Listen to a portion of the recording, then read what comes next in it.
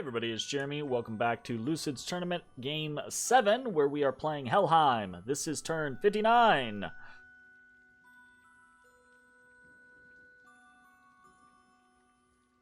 Alright, we didn't get okay. Alright, so that could mean a couple of things, right? It could mean that our fears towards Calum were unfounded, right? I did discuss this at length in the last episode, but to me it doesn't make a lot of sense as to why Calum would attack me, since Tirnanog is clearly the other big threat, and they're so close to potentially winning, right? What would be the point of attacking me? So it is very likely that Calum's just fortifying their borders, doing what they need to be doing, continuing on, etc. And that I have been overly paranoid. It is also possible, though, that I am going to get attacked by Tirnanog and Calum, and it's just going to be on the same turn, which should be next turn. Right? Because Tirnanog is definitely going to attack me next turn. I don't know if Calum's going to attack me next turn. So we'll have to see how things go. Alright. Let's pop through this turn and then talk about what we're gonna be doing. Our specs, nothing. Gnome lore, nothing. Auspecs, nothing. Okay, we're kind of getting that point where we're not getting much of anything. Reanimation, nothing. Well, we did a reanimation. Absolute nothing. We bound an archdevil, and we got Ethenim, who we might actually go over this more at length. So let me go ahead and pull up the inspector and talk about what we can and cannot get.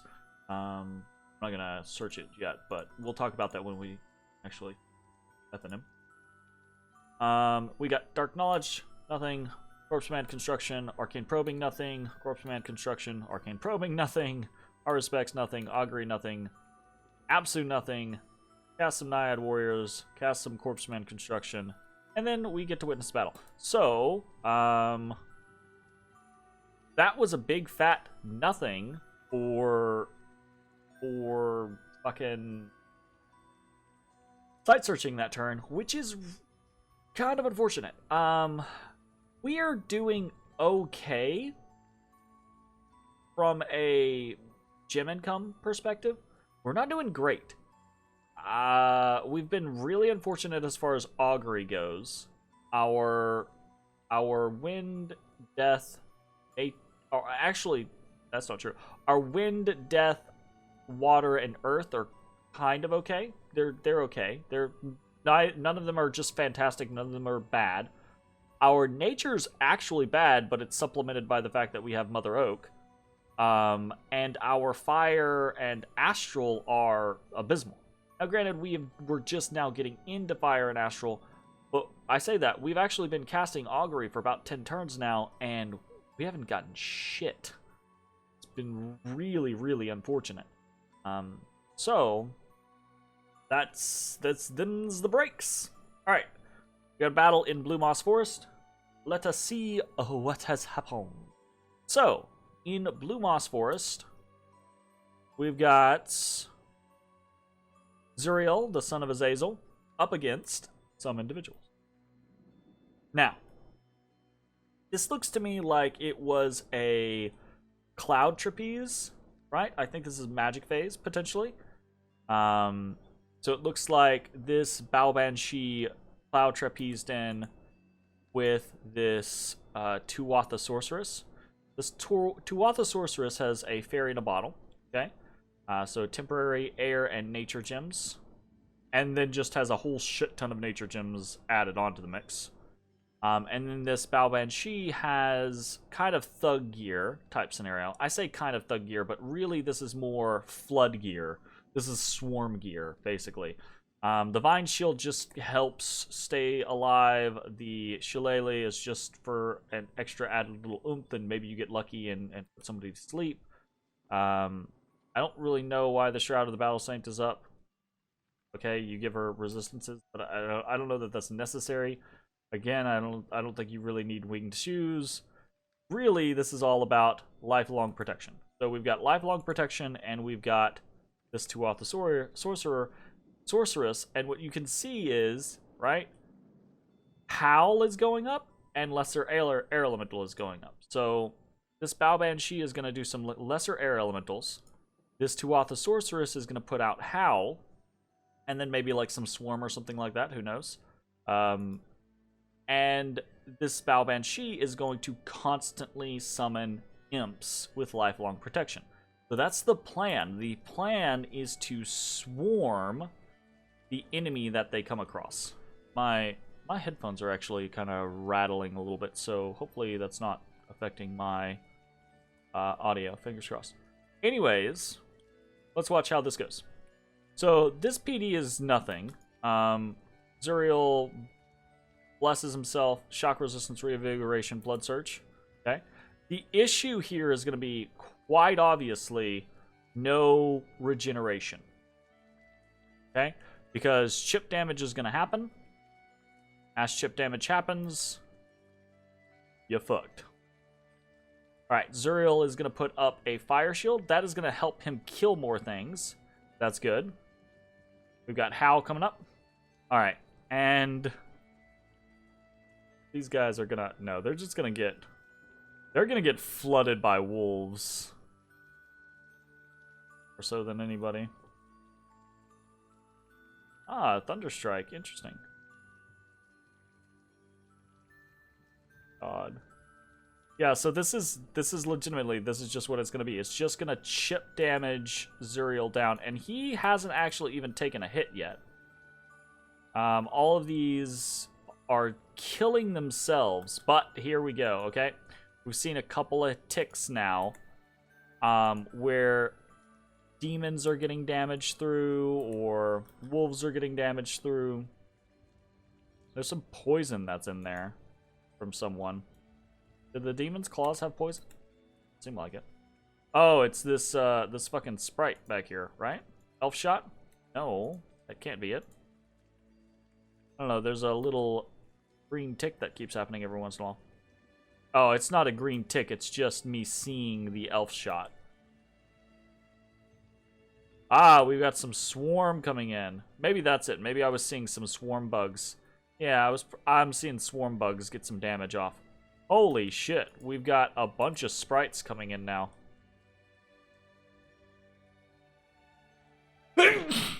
Ooh, excuse me. Goodness gracious. Alright, so Azazel is killing the shit out of things. But he is slowly but surely getting chipped down. Again, if he had regeneration, I think he would probably be fine. If it just a ring of regeneration, he would probably be fine. This is a clever way to deal with something like this, though. Very clever. Good move by Tirnanog. Now, I would assume that this is probably stuff that he just had lying about. He probably didn't tailor make, you know, a rabbit foot charm and a ice helmet specifically for this Bow Banshee. But he probably had either made the lifelong protection or had it on hand. He probably sent that all out. And this was a pretty cool ambush, right? This is a pretty cool little way to handle something like a Son of Azazel. Very cool. Very interesting. Now, granted, I'm also going to throw something else out here, right? This is a Son of Azazel who is very subpar geared, right? No regeneration means that chip damage is going to be a massive problem. Not having a shield, right, means that he is going to constantly be getting harassed. Like anything like a Scutata Volturnus would have helped him kill more things. A Vine Shield would have meant that he very rarely, if ever, got hit. You know, so there's that type of scenario. And then it's the situation of, like, he's wearing very kind of meh gear, and he's not taking advantage of a lot of specific things that he should be, right? Like, he's an astral mage. He should have body ethereal up. If he had body ethereal up, even without regeneration, it's possible that he could have won that just by killing so much stuff that eventually the sorceress and the Baoban Shi fled, right? Especially if he's got a flesh eater, you know, because the body ethereal would just would have meant that he just so rarely would have taken a hit, you know. There are many different ways, higher protection, right? Like, why the armor of souls? I don't really know. Like, you're not doing anything with that blood magic. Like, have something that's got better protection on it, or get some regeneration in here. Use stuff like body ethereal. There's plenty of things that he could be doing to make this a tougher fight or something like this. Now, granted, I think Tir Nanog probably has the resources to, you know, send in something more than just this and still win, but he would have to commit more resources at that point, and that's important. You know? Anyways, that what's done is done. That is the son of a Azazel down. We did a bunch of blood hunting. Very good turn for us for blood hunting. We got 80, 106, 137 blood slaves in this turn. That's pretty damn good. In Rame, the rumors of the plague are false. Okay, so this is interesting. I didn't look up this event chain, mostly because I don't know. Events are one of the mysteries that still exist for me in Dominion, so I kind of like to just let them play out. But this was interesting. Apparently, you could respond to it, and maybe there's a bad side. Like, if you immediately start patrolling or something like that, you hurt people. I don't know. But apparently, it was just a false rumor, and for not doing anything about it, the people have basically been pleased and given us more money. Nice. That happened both in Rame and in Sanafe. Cool. In Orman, we've got a monster boar, so that's kind of a pain in the ass. And in Gifa, we've got some barbarians that are going to attack. Now, Gifa is one of our blood hunting sites, so I'm not super worried about that. We're going to have a lot of defense there. It should be fine, but we'll see. We have discovered a sneaking... Oh, sorry. Did we already do this? Where's this at? That's in Orman. No, sorry, my bad. I flipped those. Orman is one of our blood hunting sites, and we immediately patrolled out the monster board and killed it. Cool. But Gifa is actually this fort up here, and we don't have shit up there, so the barbs are probably going to hit it in the near future. Well, we'll see about that. It's fine. Anyway, so we uncovered the monster boar, then we found a Furbolg scout. Now we've completed the construction of the fortress in Zimria, did a bunch of patrolling. Cool. Fantastic. Oh shit, I actually wanted to... Can I move everyone here? Yes, I can. Alright, so we're gonna move Tiny Willow up to Ungballath. I'm not a super big fan of this because Ungballath is a high population location that I would rather flourish.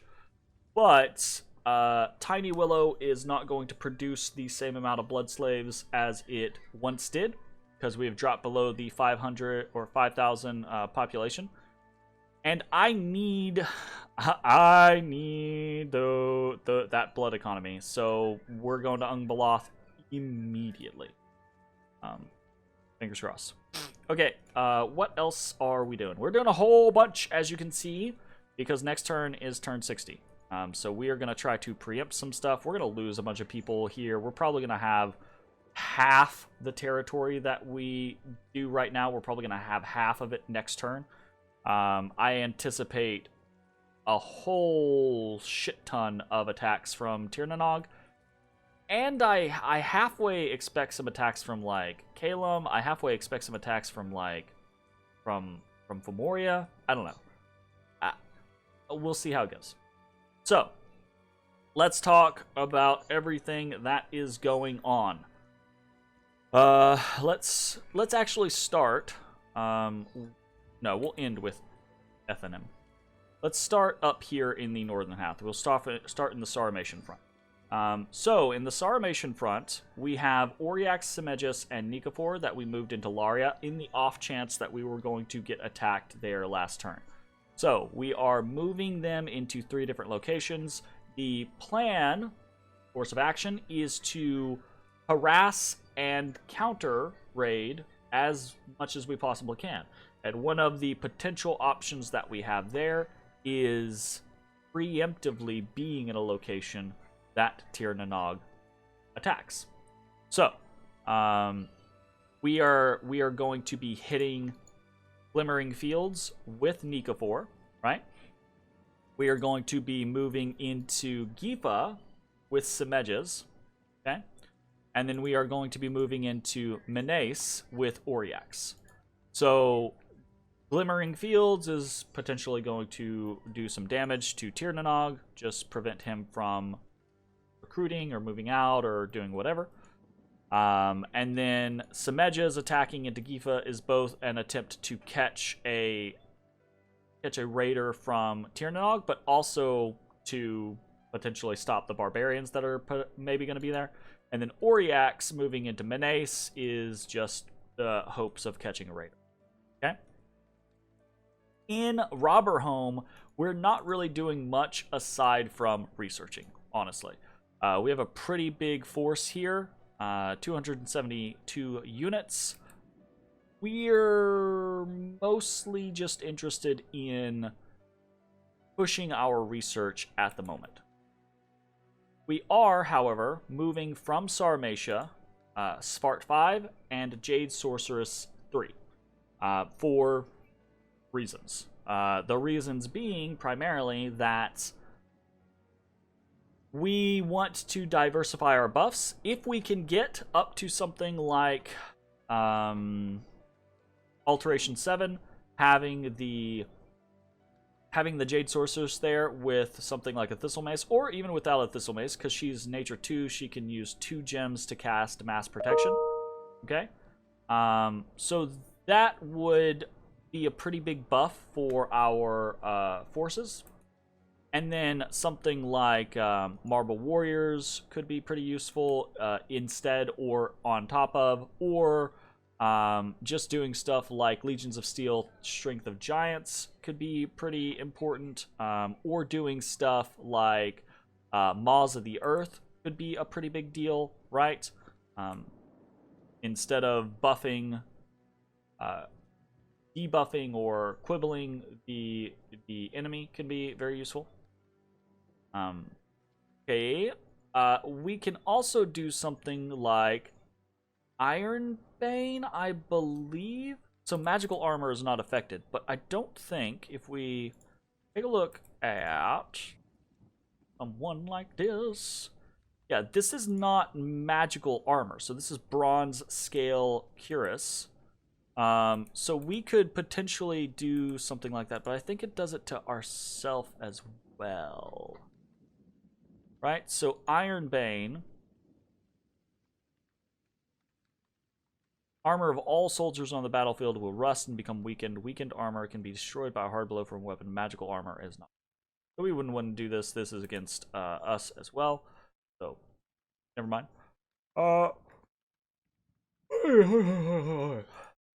Anyways, we got options. Basically, we're sending them there because we want earth and we want nature. And potentially water, right? If nothing else, having someone to do potentially maybe like some quickening or maybe some Frozen Heart spam. Frozen Heart is actually potentially very good against Tir Nanog thugs, against She-Lords. So, just options. In Saramatia, we are continuing to do what we have been. More Auspex, more Corpse Construction, more Star of Thraldom forging, more Ring of the Warrior forging, more Reanimation from Bune. I think that's about it there. So you did see we are moving from Tiny Willow up into Ungbeloth. In Brightgate, we're just Haruspex and Ring of the Warrior, no big deal. Zimria, we continue to do Arcane Probing. We're going to continue to recruit Enchanters. we can actually, so a very small contingent of enchanters can get us relatively high into 3 enchanters, for example, right? So just 3 enchanters will allow us to communion those enchanters. One enchanter the master will be +1, right? So they can do something like, they'll be nature 3, okay? But they also have access to astral, so they can do something like Power of the Spheres, which boosts their paths. So that would put them up to nature 4, right? And then with the Thistle Mace, they're nature 5. So Communion Master, Power of the Spheres, Mass Regeneration, right? I don't. You wouldn't even have to go that far into things. You could do it at a lower, but you do just Communion Master, Mass Regeneration. You just have to put more gems on the person. So just 3 of these enchanters are potentially a pretty big boon that we don't necessarily have access to otherwise at the moment. So we're going to continue to recruit them for at least for now. We'll see how it goes. We are taking King 12 and all of these ghouls from Srimkliver into Devaros. That does mean that Srimkliver is relatively unprotected if it gets attacked. But I don't honestly think that these ghouls are going to stand up against a raider anyways, so I don't think it really matters. It's different against like a whole bunch, like some Spirehorn warriors or something like that. They'll kill the shit out of these ghouls, but then the ghouls will turn around if we have a whole bunch of them. But a She-Lord doesn't care about that. A She-Lord is just going to kill 100 units and walk away. They have to be the right units. They have to be able to do a specific thing. In theory, the ghouls, if they get lucky and they hit, they could paralyze someone down and then kill them. That's just so unlikely. I would rather them be in a fortress and ready for a bigger battle later. Speaking of in the fortress, we're not doing anything in Devaros because we don't have enough money. But in Dead Forest, one of our crafting hubs, we're doing a whole bunch. So we're doing another Vine Shield. This is very specifically to fill out both of these sets. We're doing a Vine Shield, High Respects, our Augury, Voice of Apsu. We're doing an Armor of the Knights, more Naiad Warriors, more Voice of Apsu. We're doing another Boots of Quickness and another Ring of Regeneration. So that's going to give us 2 Boots of Quickness, 2 Rings of Regeneration. This Armor of Knights plus this Armor of Knights is going to give us 2 Armor of Knights, right? Are we doing... this Vine Shield is going to give us 2 Vine Shields. And that is because we're summoning 2 Archdevils this next year. So we'll talk about that here in detail in just a second.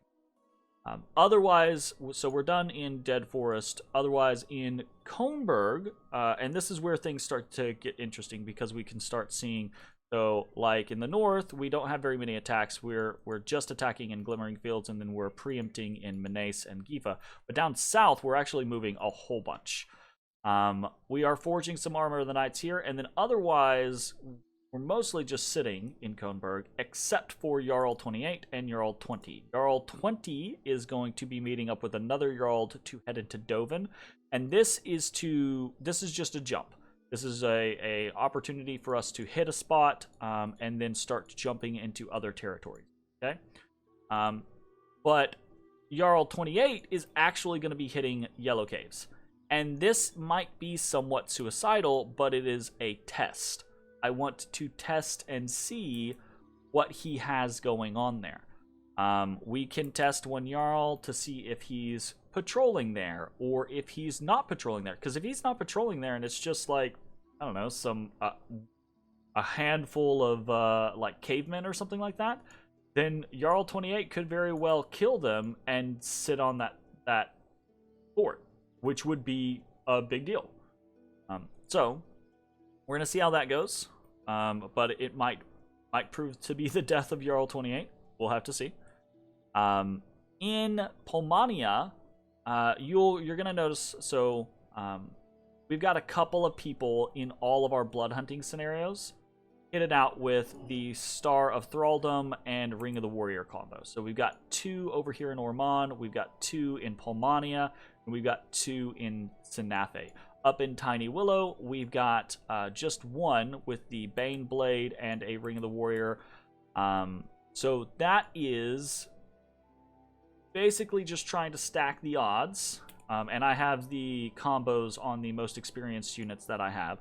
But it's basically just trying to stack the odds of if a She-Lord shows up, getting these Jarls a chance to hit and kill that She-Lord. Which is still very, very dicey, right? You got to keep in mind, it's attack 21, or sorry, attack 27, I forget, right? You can't just look here, you've got to look at the total from the weapon. But attack 27 is still going up against, like, we've been seeing 31s, and I think maybe I remember a 33. So it's still going to be hard to actually get a hit off on these guys. But it can be done, fingers crossed.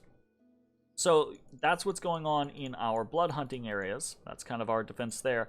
And then aside from obviously the mass of undead to kind of just choke someone out. But again, a She-Lord doesn't care that you have 100 long dead there. He's going to chew through that without it being a problem. It's mixing other stuff in to try to like actually do.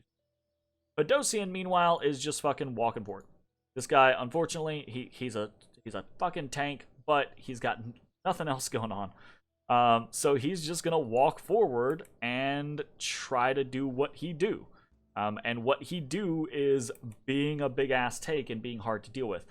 But I don't think Pedosian's gonna do very much for us in the long run, honestly. I think Tir Nanog, looking at something like the Azazel fight, the Son of Azazel, he's absolutely gonna be smart enough to go, oh, I can Cloud Trapeze in these units and do this thing and probably beat Pedosian. So we are going to have to be mindful of what we get Pedosian into, and we're going to have to be, we want our movements to be, what? We want them to be interesting, but what if we, in 29, what if we went with a, that's the thing, I don't know. So we can rely off of crazy high regeneration instead. What if we give Pedosian a Shade Mail Haubergen and have him just have less protection, but have him, because he's going to have a Frostbrand, going to have a Scutadal Volturnus, he'll crush waves, right? And at 25 regeneration, he's going to regenerate a shit ton. Every turn. So maybe we just weaken his protection by giving him a chance, and it's not gonna be horrible because he's still gonna do something like Iron Skin and then Temper Flesh. You know what? We'll go that route. Okay, we'll go that route. I've been trying to figure out what to do with my Shade Mails, anyways. Shade Mails are very, very valuable, but they're weaker. So you gotta be. They need to serve a particular purpose. I have an idea for some of the purposes they can serve, but actually that does allow me to do this. Let's go ahead and swap here. So we're gonna make another Shade Mail instead of another Arm of the Night, since we have one. We're only trying to accomplish 2. We'll talk about that why that is in just a few. So Pedosian is going to move towards Tir Nanog lands. His script is very simple: Iron Skin, Timber Flesh, Iron Will, Summon Earth Power, Legions of Steel. So that is a super simple bless. Iron Skin just to make himself tougher. Temper Flesh again. Iron Will to try to avoid things like Soul Slay, etc. And yeah, that's about it. I don't. So he's gonna kind of like march towards Tir Nanog lands, and we'll see how that goes. Otherwise, there is only Helheim left, and that's where you can see a lot of attacks coming out from. So we are moving Jarl 4 into Eric's. We're moving Jarl 17 into Dovin, along with Jarl, who was that, 20? So they're double attacking into Dovin, and this is just, again, so we can kind of like start aiming over here towards this eastern portion of Kiernanog. So we're gonna hit there and then move down. And it's also just because we only have so much mobility, right? Our Jarls move very far, but because they do not have flight, right? They still have to go through, they're still moving in different ways, right? So we couldn't jump further into his territory. Even from Kohnberg, we couldn't jump far enough in to skip something. Like, we had to go, because we're basically going over a place that doesn't have a connection. So we have to go down and over, or down, or over and down. Anyways, that's getting into the weeds of things. So we're moving Jarl 4, we're moving Jarl 17, both of them on attack, okay? We are moving Gop into Pergami as kind of like a preemptive, right? I also didn't show that instead of moving King 11 back to Osens, we're moving King 11 over to Kohnberg, so that we can potentially combine the forces of King 11 and Com 3 to be a sieging party if need be, right? Because this fortification at Yellow Caves, it does not have a high wall integrity, so we could definitely pop it if we got on it. So we'll have to see how that goes. We are binding 2 Archdevils this turn, and the gear decisions are basically around the concept of that. So 2 Vine Shields for 2 more Archdevils, 2 Black Steel Helmets, right? We're doing another Black Steel Helmet here for 2 Archdevils. Either 2 Armor of the Knights for the Archdevils, or 2 Shademail Haubergens for them, because giving them stealth could be a very important thing. We currently have a Boots of the Messenger and Boots of Quickness. Probably going to go with Boots of Quickness for now, although Boots of the Messenger are very valuable for Archdevils, and we'll talk about that why later. And then Storm Spools we already have. And then another Ring of Regeneration. So this is going to be enough gear for 2 Archdevils, so that's important. We're doing more Gnome Lore, more Corpse Construction. We already talked about the Black Steel Helmet, more Dark Knowledge, more Arcane Probing, and we are moving Svart 6 up towards Sarmatia, basically. Because we have a Svart moving into Robberholm, but not one moving into Sarmatia. In fact, I should be moving this Jade Sorcerer to here, because they're going to go towards Sarmatia. Again, we want to try to have those buffs spread out. If we can do something like mass protection on Corpse Construction, that's a step in the right direction to being able to survive. Anyways, moving on, let's talk about the big thing for the turn. I say big thing for the turn. The big new guy, Archdevil, F&M. Woo, cool. All right, great. We've got Archdevils now. Archdevils are super cool. They come with a firebrand. Very nice. They come with barbed tails. Let's actually look up all of the Archdevils. All units, Archdevil. Alright, so the Archdevils are much like the Ice Devils. Each of them is unique. There are 5 of them instead of 6 Archdevils. Each of them has like a special little thing, so that's cool. Ethanim's special little thing. What is his special? Oh, okay, so I lied. They do not all come with a firebrand. That is one of his special things. He's basically like the version of, what's his face? Oriax, right? Oriax comes with a frost brand and is a good leader, right? No, Semejez is a good leader. Oh, fuck me. Well, I guess Oriax is a better leader than someone like Nikavor. Wonder why. Regardless, right? Apparently Ethanim is got a firebrand, and he's a very good leader. Cool. Great. Awesome. He's also Fire 4, which all of the Archdevils are Fire 4 except one, and that one is Fire 3, Astral 3. Okay? So we're not going to get crazy path diversity or anything like that out of the Archdevils. Not what they do. But what they do is they afford a pretty good, very high stats, right? Let's look at these things. Very high stats chassis that has an absurd amount of flying movement. So this is with a plus 12, of course, right?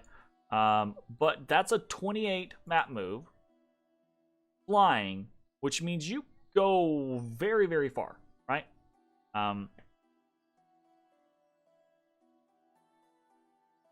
We'll keep talking pros for a second. Okay, so this guy is, the way we have him kitted out, he's got decent protection, he's got very good stats, he's got regeneration, he's got high hit points. He's going to be able to cleave through a lot of enemy units. Province defense is not a problem in any way, shape, form, or fashion. It's if he runs into something real, like an army or into other thugs, okay? He has high enough attack skill that he is decently good against most things, but against something like a She-Lord, he's probably never going to hit. That is a problem. There are solutions, but they need to be anticipated. One of the issues that we are running into, and this is something that I haven't talked about, but it's another reason why we're running up Alteration 7, is because we need Phoenix Pyre. Okay, so Phoenix Pyre is a limited immortality. When the mage is slain, they will explode in a cloud of fire and reappear somewhere else on the battlefield. The spell lasts for the entire battle, no matter how many times the mage is killed. However, being killed is exhausting, and the spell will not work while the mage is unconscious. So, when you die, you explode for 10 armor-piercing fire damage in a 50 AoE, and you get 30 plus a d20 worth of fatigue. Now, with the one, we don't have that yet. And that's a very, very valuable tool for the Archdevils. So that is yet another reason why we want to go up Alteration, and why I'm very sad and sorry that we are not there yet. He's not good. Okay? And 6 isn't really going to get us anything for them. However, what we have set up right now is not very good for them anyways. Quickness is going to increase their fatigue. The armor that we're utilizing, right, gives them encumbrance, which makes them fatigue out faster, etc., etc. What we would really want for a Phoenix Pyre caster is something more along the lines of Boots of the Messenger, right? We would want something maybe like a, what's it called? The Girdle of Might, right? So that would be really good, some reinvigoration. Or we would want something like, if we were to forge something like an Amulet of Resilience, right? So this is reinvigoration 5. That combined with Boots of the Messenger gives you a reinvigoration of 8, which is pretty okay. And then you can even do something depending on what all you're trying to accomplish. You could do something as silly as throwing on a Shroud of the Battle Saint, right? Which will make this unit sacred and blessed. That would give them our Reinvigoration 3 and give them Blood Surge, which gives them Reinvigoration 2, right? So we could actually get them up without a crazy, that's not a crazy amount of investment, mind you, but we could actually get them up to something like Reinvigoration 13, to where it's very possible that you get them in a situation where it's very hard for them to die, and they just basically are like boom, boom, boom, boom, boom, boom, boom, boom, boom, boom across the battlefield, right? They fight, and then they explode, and then they reappear, and by the time the enemy is able to get back to them and kill them again, they've basically already ticked down their fatigue. and then they explode again. Rinse, repeat, right? It's a very interesting strategy that I think might be somewhat effective against some of the things that Tir na Nog could do. However, some of the things that Tir na Nog is probably going to do will beat that to shit, right? One of the things that they are almost guaranteed to do is having something like She Lords with the ability to cast flight on themselves and chase the Archdevil around. Or we've already seen them casting flight on their Tuatha warriors. I'm assuming Mass Flight is going to come out pretty shortly, and then the Tuatha warriors would just chase the Archdevils down and just kill them really, really quickly. So Archdevils, interestingly, they're very great chassis, and they're still going to be useful for us, but they are not going to be the god killers that they sometimes are in certain games. At least I don't think so, right? So what we might end up looking into, obviously we're still going to have Phoenix Power, we're still going to be able to go for those options, but we might look into some other scenarios like Firestorm, right? That could be a very useful option, where we basically just try to super tank an Archdevil, fly them into a location, and Firestorm the shit out of that location. But yeah, we'll have to see. Anyways, that being said, we're not gonna play with kid gloves. We're gonna just attack. So it's very possible that Ethenim is going to be kind of like a sacrifice. Because I kind of anticipate that we're gonna send him into Lithia. He'll probably kill whatever there. And then Tir na Nog is going to respond from their capital by sending a number of things at Ethenim.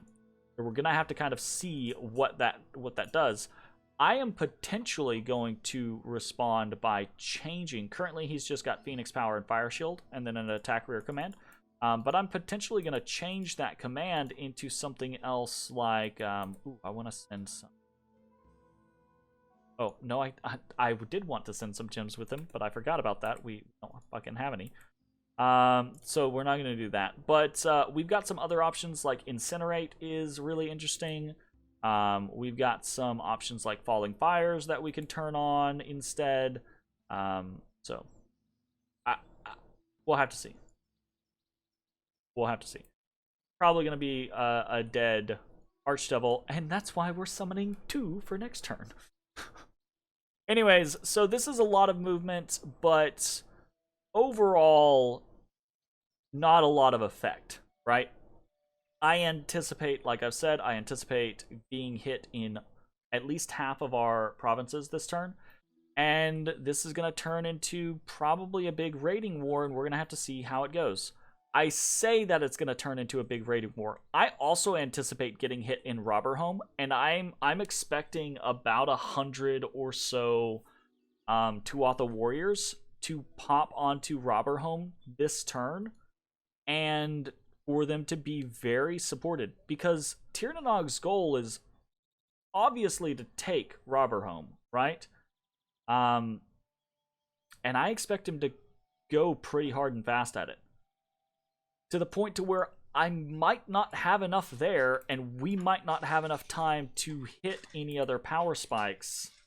I say power spikes, but this is getting mass protection is like catching up with everyone else, basically. So this might go pretty poorly. We're going to have to see how things turn out. Anyways, that's going to be it for the turn. Thanks for watching. I will see you all next time. Bye, everybody.